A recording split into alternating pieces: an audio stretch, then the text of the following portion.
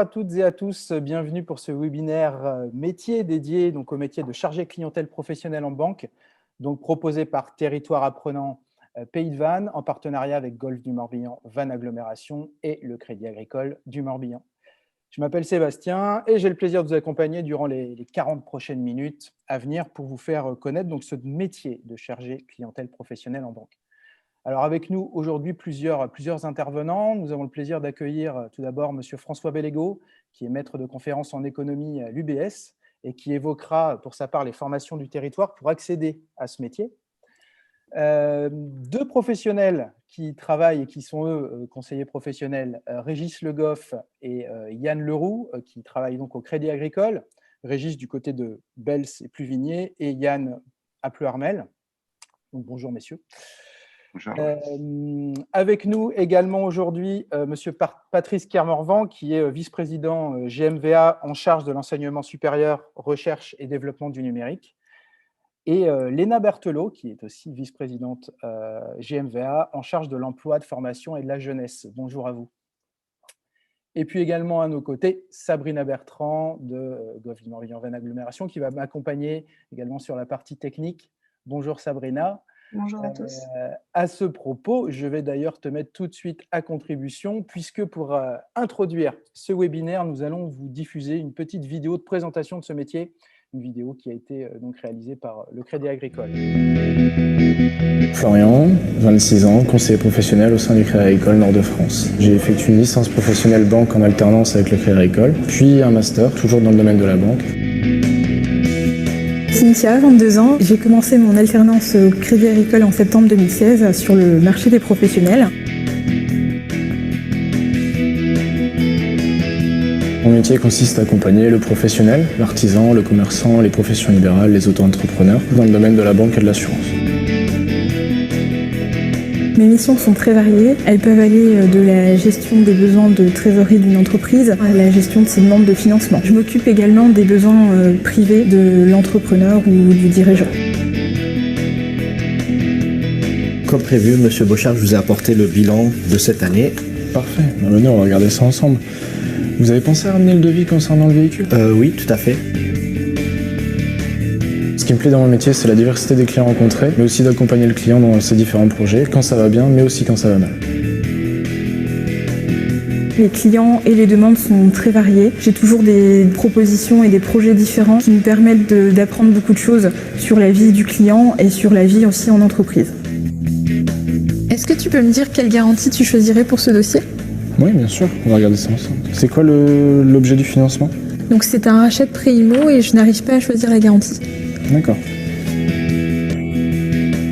Au sein du groupe Crédit Agricole, on a plein de perspectives d'évolution. On peut passer chargé d'affaires après le métier de conseiller professionnel, mais on peut également partir sur des métiers transversaux, comme le métier d'expert en solutions de financement, en assurance, en épargne salariale. On peut également partir en filiale sur des métiers spécialisés comme le crédit bail, mais aussi à moyen long terme s'engager sur le management.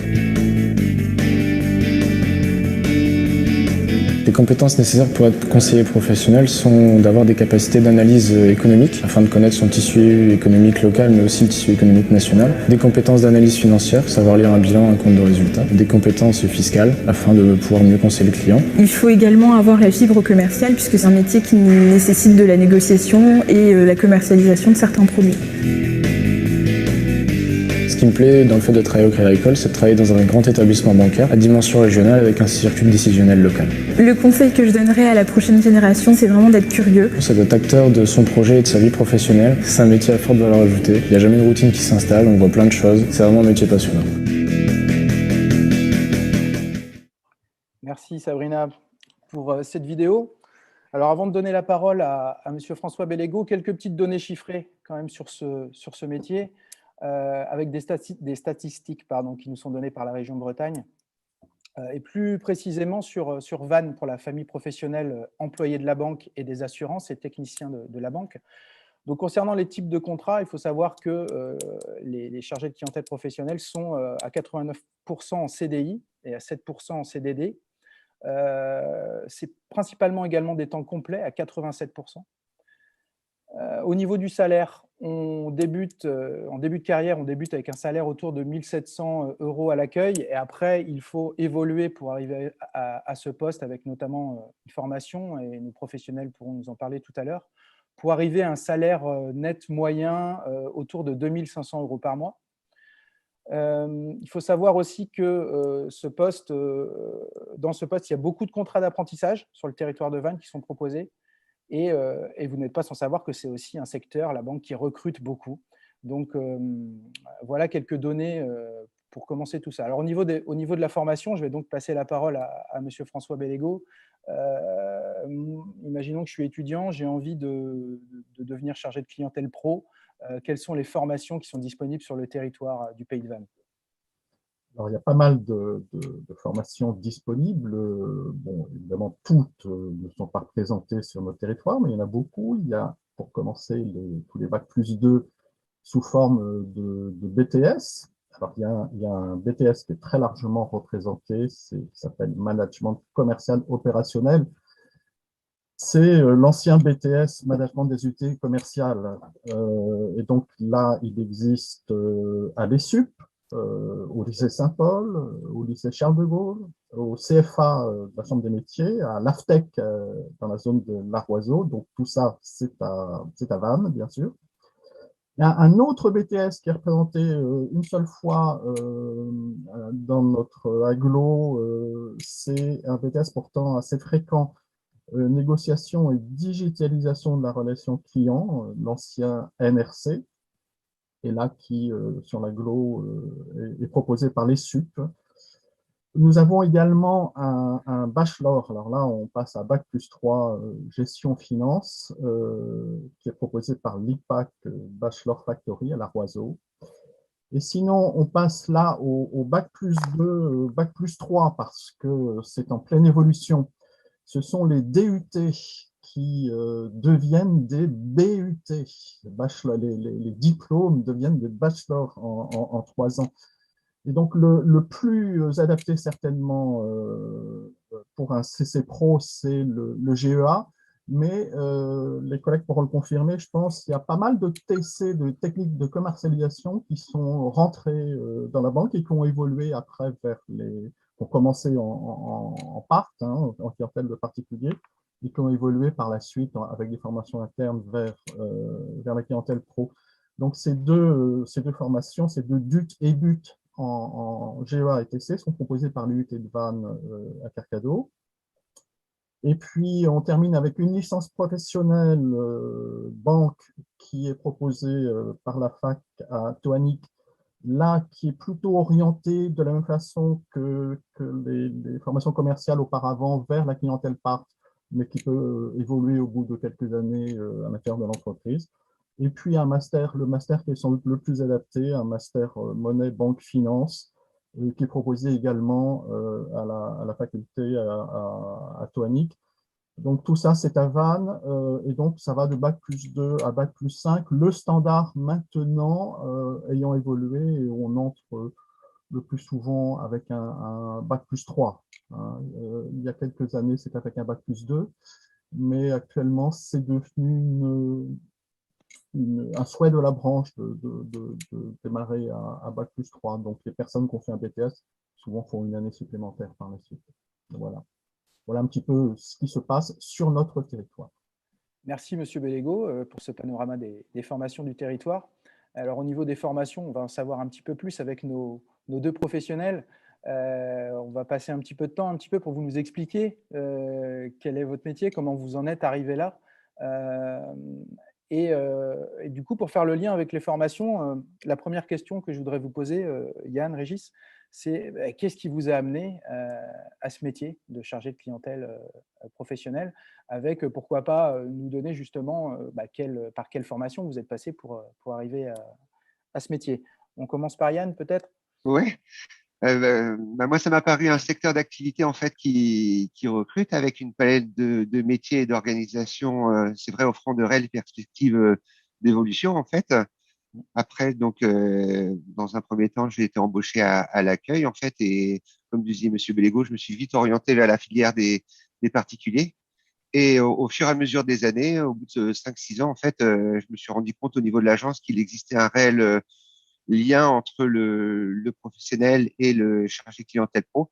Et j'ai décidé donc d'approfondir un petit peu mes connaissances et compétences sur ce marché. En fait, c'est vrai que c'est un métier qui est très diversifié, notamment par les professionnels qu'on peut côtoyer, aussi bien l'artisan, le commerçant, le professionnel libéral, et qui fait appel aussi à un domaine assez large de compétences, en fait, aussi bien dans le crédit, dans l'épargne, dans l'assurance, l'analyse financière, comme était indiqué dans le reportage, en fait. Et ce qui m'a paru important aussi, c'est le fait que le chargé de pro a un réel attachement à son territoire géographique. C'est-à-dire que notre rôle est de financer en local et vraiment en local, quoi. Donc ça, c'est un petit peu tous ces points qui m'ont fait m'orienter vers ce métier, quoi. Très bien. Et Régis, de ton côté, quel a été ton cursus? En fait, comme Yann, on est passé tous les deux par l'UT de Vannes, en fait. Donc, Yann était, lui, en tech de co, en technique de commercialisation, dont a parlé M. Bellego. Et moi, j'ai fait DUT GEA. Donc, pareil, hein, qui a été cité tout à l'heure. Donc, effectivement, on est soit sur la partie gestion, soit sur la partie commerciale. Et comme Yann et comme beaucoup de collègues en banque, j'ai commencé par le guichet, l'accueil, hein. Puis après, du particulier. Et c'est ensuite quand on a assimilé, on va dire, la partie privée avec les prêts consommation, mais les prêts immobiliers, etc., qu'on peut rajouter, on va dire, une corde de plus qui est la partie pro et qui est, comme Yann, hein, moi, c'est ce qui m'attirait parce que c'est le métier le plus riche, je pense, où effectivement on peut passer un jour d'un vétérinaire aux professions libérales, le lendemain à quelqu'un du bâtiment, le lendemain un boulanger. Et on est vraiment dans l'accompagnement de la création d'entreprise, Ouais. du développement de l'entreprise, de la transmission. On a l'impression de servir à quelque chose sur le territoire. Et puis après, la notion de décision au Crédit du Morbihan, elle est prise sur le terrain, elle est prise à Vannes. Donc, Ça reste il y très a, local. ouais, il y a un impact local et donc on interagit avec les professionnels du secteur, etc. Donc c'est un métier qui est enrichissant, qui est intéressant. Tout à fait. Et après, juste pour revenir sur les formations, pour passer de l'accueil à conseiller des particuliers, puis conseiller pro, puis chargé pro, on a souvent bénéficié de formations internes ou de formations diplômantes, hein, de type BTS de banque pour les particuliers, BTS de banque pour les professionnels, parce que les banques permettent aux collaborateurs d'évoluer et d'avoir les formations correspondantes, en fait. On a un institut de formation, en fait, au Crédit Agricole, l'IFCAM, qui nous permet après de nous spécialiser, voilà, sur le marché des professionnels, en faisant des formations style le droit des pros, la fiscalité du pro. Et donc, c'est vrai que quand on rentre dans le métier, ça a ce côté rassurant d'avoir été formé au préalable. Très bien. Alors, on reviendra tout à l'heure, un petit peu plus tard, sur les perspectives de carrière possibles. Mais c'est vrai que, du coup, c'est un point important de savoir que, à partir d'un poste en banque, on peut quand même toujours évoluer vers quelque chose peut-être qui nous correspond plus et qui nous intéresse plus. Du point de vue du quotidien, je vais poser la question à Yann. Je vais pas te demander quelle est ta journée type, parce que j'imagine qu'elles sont un petit peu toutes différentes. Mais le quotidien d'un chargé de clientèle pro, c'est quoi? Ouais. Comme tu dis, c'est l'avantage, ouais, effectivement, c'est que les journées sont complètement différentes les unes des autres. En fait, après, notre métier, il consiste à développer et organiser un portefeuille de clients pro, en fait, sur un secteur d'agence. Donc, en l'occurrence, le chargé pro intervient sur plusieurs agences. Moi, de mon côté, c'est 3 agences, les 3 Guerre Legacy. Donc, ça laisse une quarantaine de kilomètres entre les points de vente, sur des professionnels qui réalisent entre 350 000 et 2 millions, 2 millions 5 euros de chiffre d'affaires, en fait. Et mon rôle, voilà, c'est de commercialiser une gamme de produits et services de la banque et assurance dans le cadre de rendez-vous, donc soit en face à face, beaucoup à l'entreprise du pro, et ça, c'est intéressant de connaître l'endroit où ils travaillent, et de plus en plus, et aujourd'hui, en multicanal, en fait. Donc, voilà, savoir aussi orienter le cas échéant vers le bon interlocuteur. C'est vrai qu'au Crédit Agricole, on a l'avantage d'avoir tout un tas de métiers de spécialisation, en fait. Donc, il n'est pas rare de faire appel à des filiales lors de rendez-vous bien spécifiques, en fait. Hein. Et le dernier point qui est aussi important, c'est le soutien au niveau du conseiller des pros locales, au niveau de l'agence, où on a un rôle aussi d'accompagnement au quotidien.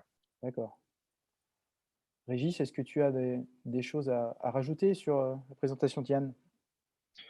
Non, c'est complet. Effectivement, notre métier, c'est ça, c'est accompagner les professionnels, c'est-à-dire de la création, le développement avec, on va dire nos compétences à nous et vraiment les compétences des collègues parce que nous, on va dire que nous, on est spécialisés en pro, mais après, il y a des collègues spécialisés en gestion de patrimoine. Donc, on fait appel à eux, des collègues qui sont spécialisés en crédit bail, en type de financement un peu différent, en épargne salariale, etc. Il y a une palette de connaissances qu'on n'a pas, forcément, on n'a pas tout, nous. Oui. Et donc, du coup, on travaille vraiment en synergie avec les collègues, quoi. Voilà. Le quotidien, c'est ça, c'est proposer la compétence correspond, ce qu'il faut au client, quoi. Voilà. Donc, que ce soit par nous ou par les collègues. Voilà. Et est-ce que vous vous occupez aussi de la partie particulier de vos clients ou est-ce que c'est quelque chose qui est différent? Alors, quand on est conseiller pro, souvent on gère la partie privée et la partie pro, on gère les deux. D'accord. Nous, comme on est chargé pro, comme disait Yann, on a des entreprises qui ont du chiffre d'affaires de 350 000 euros à 1, 2, 3 millions d'euros de chiffre d'affaires, qui souvent gagnent un peu plus. Et ce qui fait que ces gens-là ont parfois des problématiques fiscales. Et donc, du coup, on les oriente vers les collègues conseillers en gestion de patrimoine, quoi. Donc, souvent, nous, on gère la partie pro, le collègue gère la partie patrimoniale. Et Et ça, c'est on très travaille bien. en partenariat, quoi. Voilà, beaucoup. Très bien.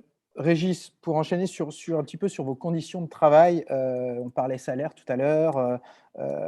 Comment je rebondis sur ce que tu disais aussi, Yann, sur le fait que tu étais sur 3 agences différentes, donc tu es aussi mobile. Oui. Et puis aussi le terme multicanal qui est surtout qui est intéressant. Au niveau de vos conditions de travail, vos horaires également, Régis, qu'est-ce que tu peux nous dire là-dessus?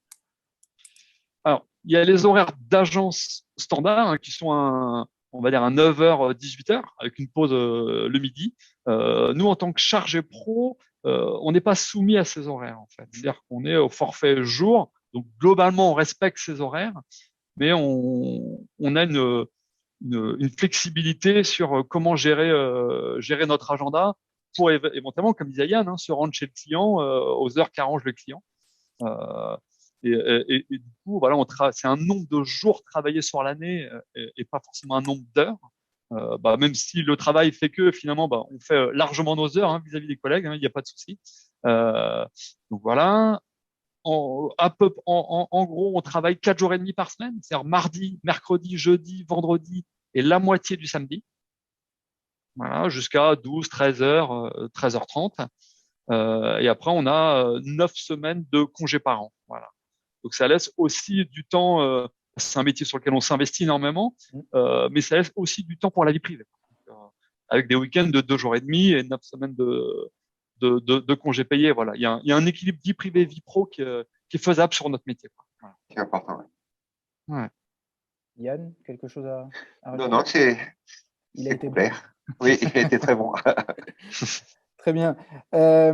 Concernant les compétences nécessaires, on parle beaucoup aujourd'hui de montée en compétences, de choses comme ça. Quelles sont les compétences essentielles pour faire ce métier de chargé de clientèle pro en banque?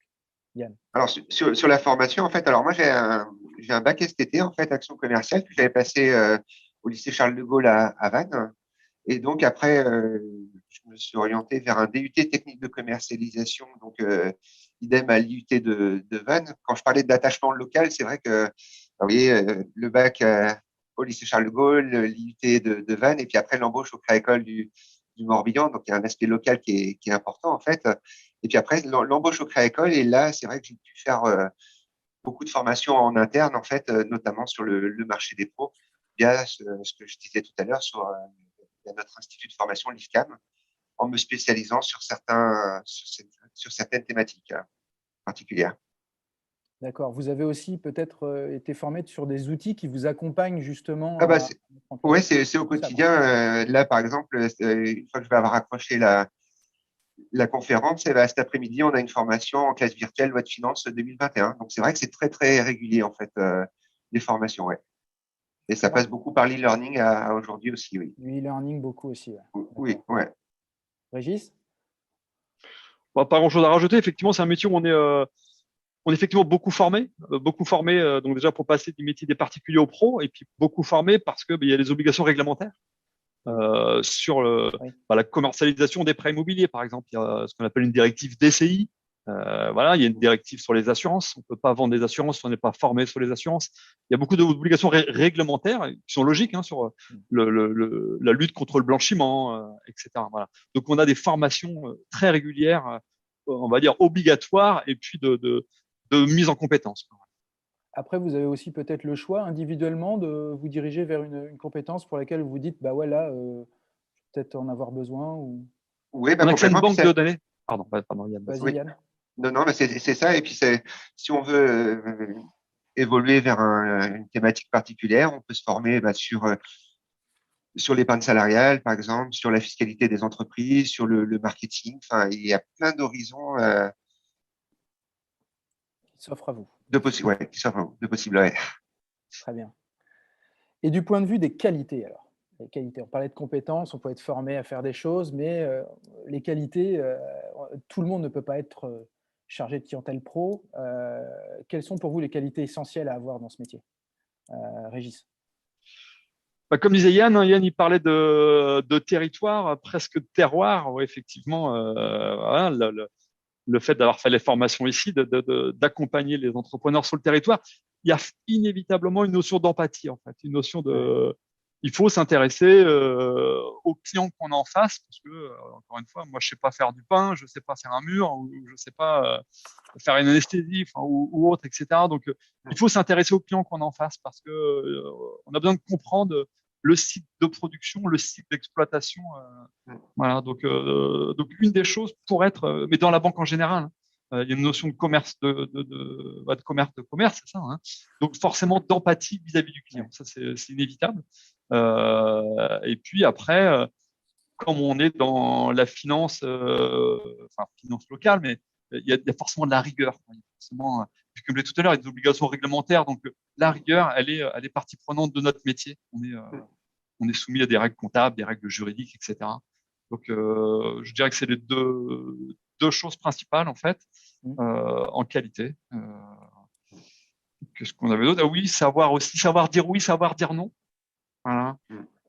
On peut s'intéresser au projet de quelqu'un et puis finalement lui dire, bah non, je suis désolé, mais moi, votre projet, parce que c'est trop tôt, parce qu'il n'y a pas assez d'apport, parce que vous n'avez pas été assez formé. Si un garagiste vous voit un restaurant, par exemple, vous voyez, voilà, il y a une notion il y a le projet et le porteur ou la porteuse de projet, voilà, et l'adéquation, l'adéquation avec la zone géographique. S'il y a 5 salons de coiffure, on va pas en financer un 6e. Quoi, ouais.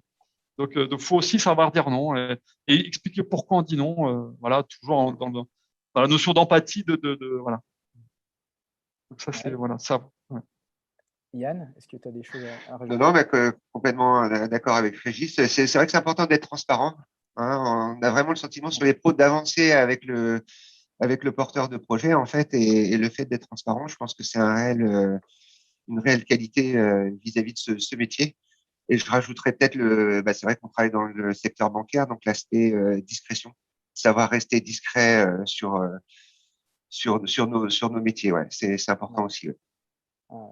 Donc empathie, discrétion, je rajoute aussi Oui. adaptabilité. C'est vrai qu'il faut être Oui. agile entre les emplois du temps. C'est vrai de passer d'un fleuriste à un garagiste. Voilà, voilà. Oui. Il faut être curieux, j'imagine, d'aller Oui. faire quelques recherches sur les métiers pour, comme tu disais, Régis, parler d'empathie. Il faut comprendre un petit peu ce qu'ils vivent. Très bien, merci pour toutes ces informations. Alors, en termes de perspectives de carrière possible, voilà, aujourd'hui, là, vous êtes chargé de clientèle pro. Après, en termes d'évolution, qu'est-ce que ça peut donner? Yann, quelles possibilités s'offrent à vous? Soit en fait, on se spécialise vers une expertise liées à la banque des entreprises, liées à l'ingénierie particulière, en fait, style épargne salariale. Donc un métier de spécialisation où on revient vers un cursus plus classique, en fait, de management, euh, avec la possibilité de candidater à des postes de responsable de point de vente, de directeur d'agence. Et je pense que le fait d'avoir une expérience pro était un réel plus sur le fait de candidater à ces métiers, en fait. Hein. Donc voilà. Et je pense que c'est vrai que la banque, c'est aussi un secteur en mouvement avec des créations de postes qui sont, enfin, on le voit bien, qui sont permanentes, en fait. Hein. Donc, le fait d'avoir fait les pros permet d'avoir une palette de compétences beaucoup plus large, d'avoir un socle important pour des candidatures futures, en fait. Ouais. Très bien. Régis, quelque chose à ajouter?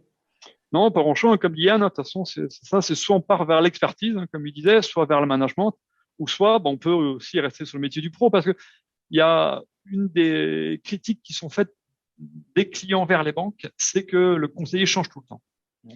Et donc, du coup, comme on disait tout à l'heure, on peut évoluer de l'accueil vers le conseiller des particuliers, vers éventuellement vers l'entreprise.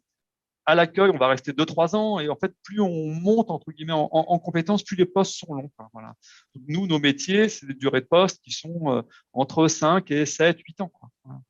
Donc, et après, on peut faire un deuxième poste, etc. Enfin, l'évolution, elle peut être financière par des augmentations. Elle n'est pas forcément aussi par une évolution de métier. Quoi, voilà.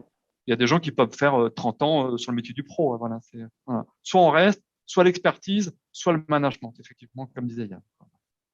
Voilà. Je pense qu'aussi, si on est bien dans un métier, autant. Il n'y a pas de voilà. Voilà, exactement. Changer pour changer, si le métier est enrichissant au jour le jour, il n'y a pas forcément de nécessité. Ouais, c'est ça. Et les années passent vite. C'est un métier passionnant. Ouais. Ben, en vous entendant, ça se sent. Peut-être une petite dernière question. Aujourd'hui, un jeune qui se pose la question de faire le métier que vous faites, qu'est-ce que vous lui diriez, qu'est-ce que vous lui conseilleriez pour se lancer? Je ne sais pas, Yann, oui. Bah, c'est ce qu'on a dit, hein, le fait d'avoir jamais une journée qui est la même, en fait, hein, qui fait appel à un champ de compétences important et des clients passionnants, en fait. Hein. C'est vrai que ce qui fait enfin, moi, j'ai vraiment le sentiment d'avancer avec les clients et ça, c'est un point qui est important. Et le fait, ce que je disais tout à l'heure, de rester en local aussi. Donc, c'est vrai qu'au niveau du Créacol, on est mobile sur un département et ça reste tout à fait raisonnable à aujourd'hui. Là. Ouais. Et ne pas oublier de dire aussi que c'est vrai que la meilleure manière de savoir comment fonctionne le métier, c'est d'aller voir comment ça se passe. Oui, complètement. Tout à fait. J'imagine que même un jeune qui est au collège ou peut-être début lycée peut peut-être se renseigner auprès de sa banque, pourquoi pas du Crédit Agricole, pour aller voir comment ça se passe. Oui. Et Oui. pourquoi pas seulement demander un stage, mais au moins peut-être un entretien avec un professionnel et puis déjà avoir des infos sur le… Ça vous est arrivé peut-être ou d'avoir aussi… On a régulièrement des jeunes en formation. Ouais. Oui, régulièrement, oui. Très bien, merci beaucoup, messieurs. C'était vraiment très intéressant. Est-ce que, comment Sabrina, Léna, François ou peut-être Patrice, vous avez des questions? Moi, je rajouterais volontiers un petit quelque chose sur les évolutions de carrière que les collègues du Crédit Agricole ne pouvaient pas citer, et vous comprendrez pourquoi. C'est que il y a en France une problématique de reprise des entreprises. On manque de repreneurs d'entreprises et ce qu'on a fréquemment, ce sont des CC Pro qui reprennent des entreprises. Et ça, c'est quand même le signe, donc ils quittent leur établissement, donc évidemment, c'est difficile d'en parler, mais c'est quand même le signe que ces personnes-là connaissent particulièrement bien leur tissu économique local. Et ces reprises-là se font très généralement avec succès. Hein. C'est une chose qui peut quand même être signalée. Alors, ce ne sont pas des créations, parce que c'est des personnes qui ont 45-50 ans, mais ça mérite quand même d'être signalé. On peut aussi quitter son établissement et continuer de l'autre côté de la barrière, et avec beaucoup de succès, généralement. Rien n'est figé. Voilà. Rien n'est figé. C'est ce qu'il faut dire aussi, je pense, aux jeunes aujourd'hui, Voilà. même s'ils choisissent une orientation. on peut toujours, si on rencontre la vraie vie, le faire, changer. Tout à fait. Merci François pour cette intervention. Alors on sait maintenant qu'il y a des formations qui sont proposées sur le territoire pour accéder à ce métier. On le connaît beaucoup mieux grâce à l'intervention de Régis et Yann. Alors on peut aller plus loin et se renseigner après ce webinaire sur ce métier. Et pour cela, on vous propose 2 outils. Donc Sabrina, je crois que tu vas nous partager une slide concernant les points accueil emploi du Golfe Morbihan-Vannes Agglomération. Oui, pardon. Non, c'est bon.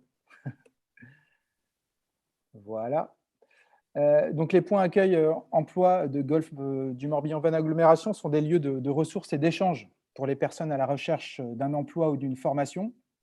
Donc une équipe spécialisée accompagne les personnes dans leur démarche de candidature, dans leur recherche de financement et de formation. Et ils permettent un accès à une large documentation sur les emplois et les métiers, la validation des acquis, de l'expérience, le bilan de compétences, voire la création d'entreprises.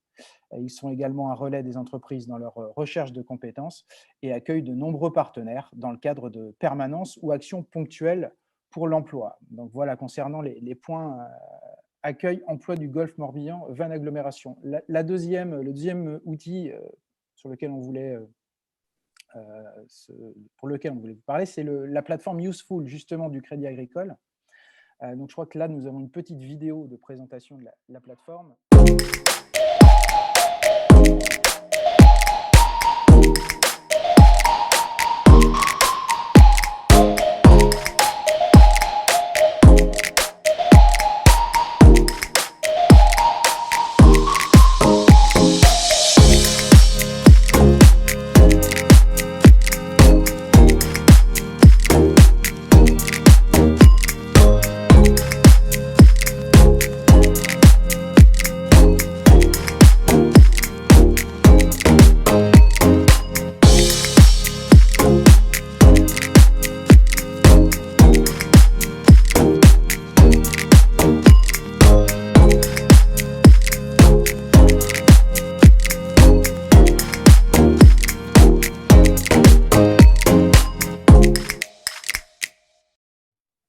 Voilà, donc pour garder le contact avec les professionnels, donc le Crédit Agricole vous propose donc cette plateforme Useful qui connecte les jeunes avec les entreprises qui recrutent. Innovante, gratuite et ouverte à tous, elle ambitionne de favoriser l'emploi local en faisant se rencontrer les compétences et les besoins d'acteurs économiques très divers, qu'ils soient artisans, agriculteurs ou PME. L'objectif est d'aider les jeunes dans leur démarche de recherche d'emploi en les accompagnant de A à Z avec des offres accessibles simplement. Les mettre également en relation avec des professionnels pour échanger sur leur orientation et leur emploi. Les jeunes pourront également s'inscrire à des événements locaux pour rencontrer les entreprises qui y recrutent. Donc voilà, concernant la plateforme Useful. Mesdames, Messieurs, je vous remercie beaucoup de vos interventions d'aujourd'hui. On se retrouve prochainement pour un nouveau webinaire sur un autre métier avec Territoire Apprenant Pays de Vannes, Golfe du Morbihan-Vannes Agglomération et le Crédit Agricole du Morbihan. Bonne journée à tous. Au revoir.